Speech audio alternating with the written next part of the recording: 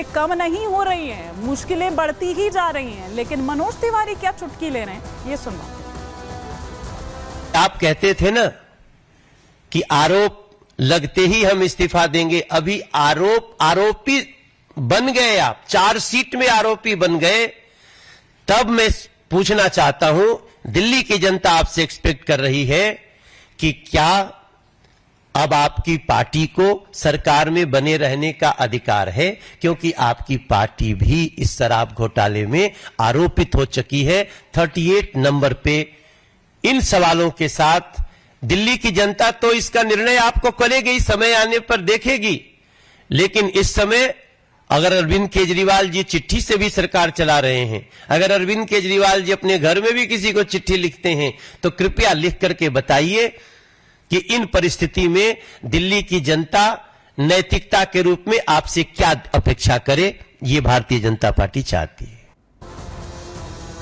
और इसी पर और विस्तार से जानकारी हम लेते हैं। हमारे वरिष्ठ सहयोगी अखिलेश जी इस वक्त हमारे साथ जुड़ गए हैं। अखिलेश जी, मतलब ईडी ये बता रही है कि तू डाल और मैं पात, जहां लगता है कि बस अब बाहर आए तब बाहर आए, तो वहां ईडी ने इसके जरिए ये भी बता दिया कि जो आप सवाल पूछा करते थे या कहते रहते थे, दावा करते थे कि चवन्नी भी नहीं मिली है, उन्होंने करोड़ों रुपया का हिसाब दे दिया है यहाँ पर। हिमानी, आपको एक बात बताएं कि अब सिनेरियो चेंज हो गया है। पहले जब ये आरोप लगाया करते थे कि ईडी के पास कुछ नहीं है, और आज के बीच में जो अंतर है वो हम आपको समझाना चाहते हैं। बड़ी बात यह है कि एजेंसी अगर किसी को गिरफ्तार करती है तो 60 दिनों के भीतर उसे चार्जशीट दाखिल करनी होती है। उस चार्जशीट पर जो कोर्ट है वो कोर्ट संज्ञान लेती है। संज्ञान लेने के पहले कोर्ट ये देखती है कि पहला स्टेज ये है, कोर्ट ये देखती है कि इस चार्जशीट में इनके खिलाफ ठोस सबूत है या नहीं, फिर वो संज्ञान लेती है। और ये प्रक्रिया से अरविंद केजरीवाल की चार्जशीट गुजर चुकी है। कोर्ट ने माना है कि प्राइमा फेसाई सबूत हैं, जिसकी वजह से इनको उन्होंने समन जारी किया, प्रोडक्शन वारंट जारी किया और 12 तारीख को पेश होने के लिए कहा।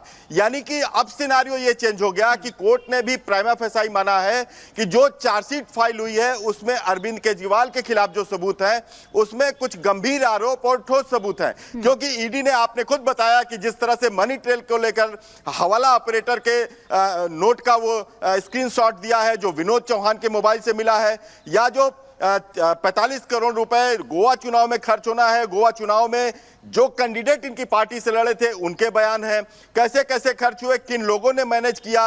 ये गोवा में रुके थे तो 7 स्टार होटल का खर्चा कुछ इस पैसे से दिया गया, कुछ चरणप्रीत ने दिया, जबकि आम आदमी पार्टी कहती है कि हमारे इस बिल का खर्चा जो है वो दिल्ली सरकार ने उठाया था। ये सारी चीजें चार्जशीट में कही गई हैं। किस किस तरह से मनी ट्रेल से पैसा गोवा पहुंचा था, कहां से 100 करोड़ रुपए आया था, जिसमें कि 45 करोड़ रुपया किस तरह से पहुंचा था, 25 करोड़ रुपए विनोद चौहान के जरिए, हवाला के जरिए पहुंचा था जो नगद में था। और बार बार यह कहा जा रहा है कि मनी ट्रेल या एक पैसा बरामद नहीं हुआ। इस पर भी ईडी कई बार कह चुकी है कि मनी ट्रेल बरामद हो चुका है, ये 45 करोड़ रुपया हमने ट्रेस कर लिया है कि कैसे और कहां खर्च किया गया। लेकिन ये मनी ट्रेल का मतलब नहीं होता है कि आपके अकाउंट में ट्रांजैक्शन आए और उसको आप खर्च करें।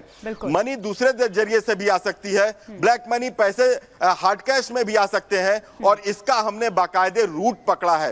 तो कुल मिलाकर जो ईडी ने सबूत दिए हैं, जो ईडी ने अपने चार्जशीट में जो सबूत रखे हैं कि किन किन के जरिए पहुंचा था, अभिषेक बोइनपल्ली का जो बयान है उसमें क्या क्या है, कई अप्रूवर्स हैं जो वादा माफी गवाह बन चुके हैं, जो कंपनी के डायरेक्टर्स हैं या जो कंपनी के मालिक हैं, उन्होंने ऐसा कहा है ये कि हमने किसके कहने पे, साउथ लॉबी ने के कविता के कहने पे पैसा दिया था, कविता ने किस किस से कहा था पैसा देने के लिए। इसीलिए के कविता को भी आपने देखा होगा कि वो गिरफ्तार हैं। अब तक के कविता को जमानत नहीं मिली, जमानत नहीं मिली है। और यहाँ तो अरविंद केजरीवाल अब तो लगता भी नहीं, क्योंकि डबल झटका अखिलेश जी, क्योंकि अभी तक तो बतौर मुख्यमंत्री ही इस मामले में वो थे, लेकिन अब तो बतौर, क्योंकि पार्टी को भी पार्टी बना लिया और पहली बार है कि पार्टी को भी मनी लॉन्ड्रिंग केस में आप ये कह लीजिए कि समन जारी किया गया है। तो अब ये डबल झटका है। बहुत छोटे से मैं इसका जवाब चाहूंगी आपसे। बिल्कुल डबल झटका है। इसके पहले भी जब सुप्रीम कोर्ट में इस मामले पर सुनवाई हो रही थी क्वेश्चन पे, तो यह सवाल उठाया गया था कि पार्टी को बना लिया गया।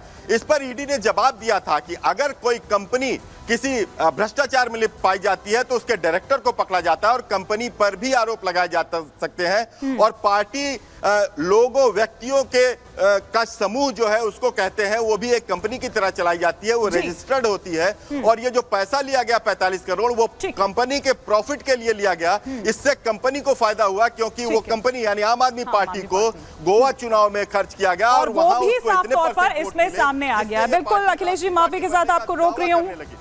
बहुत शुक्रिया आपका इस तमाम जानकारी के लिए। लेकिन अब आइए आगे बढ़ते हैं और कुछ और जानकारियां यहां हम आपको दे देते हैं कि घोटाले का जाम जो है किस तरह से चार्जशीट में मुख्यमंत्री अरविंद केजरीवाल का नाम अब सामने आ रहा है और क्या वो आरोप है, ये सिलसिलेवार तरीके से हम यहां आपको बताते हैं। देखिए, आरोप नंबर 1 यानी कि आरोप नंबर 1 की अगर बात करें तो नई शराब नीति बनाने में केजरीवाल की सक्रिय भूमिका है, ये साफ तौर पर बड़ा आरोप।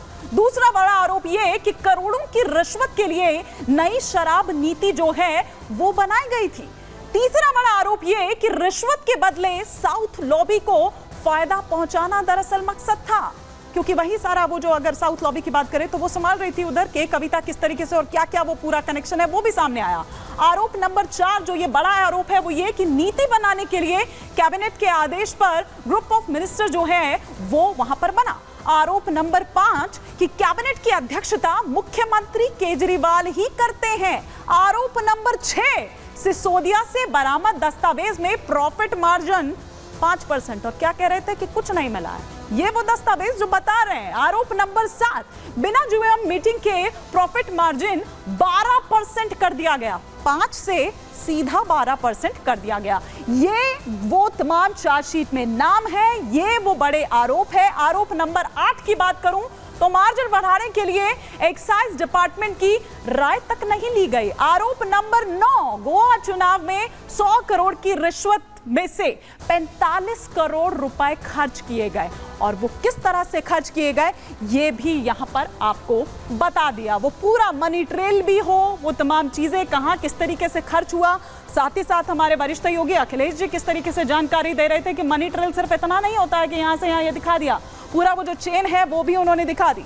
लेकिन अब एक और जानकारी जो हम यहां पर आपको दे रहे हैं कि क्या कुछ और आरोप जो ईडी के शराब घोटाला मामले में है, सिलसिलेवार तरीके से यहां आपके टेलीविजन स्क्रीन पर कि नई शराब नीति बनाने का मकसद रिश्वत लेकर साउथ लॉबी को फायदा पहुंचाना था। अरविंद केजरीवाल, मनीष सिसोदिया और आम आदमी पार्टी ने ही बनाई नई शराब नीति। चार्जशीट में विजय नायर को केजरीवाल और आम आदमी पार्टी के नेताओं का मिडलमैन बताया गया। विजय नायर का काम क्या था? शराब कारोबारियों से साठ गांठ कर उनका फायदा कराना था और कारोबारियों के फायदे वाली पॉलिसी बनवाकर आम आदमी पार्टी के लिए रिश्वत इकट्ठा करना था। तो ये वो तमाम आरोप ईडी ने भी यहां पर बता दिया है कि आप और पूछिए, आप इतना सवाल कर रहे थे, आप बड़े बड़े दावे कर रहे थे, लेकिन ये दरअसल सच्चाई है और चवन्नी नहीं, पूरा करोड़ों का हिसाब दे दिया। आज के प्रहार के सफर में फिलहाल इतना ही, कल फिर हाजिर होंगे नए मुद्दे के साथ, तब तक के लिए दीजिए इजाजत।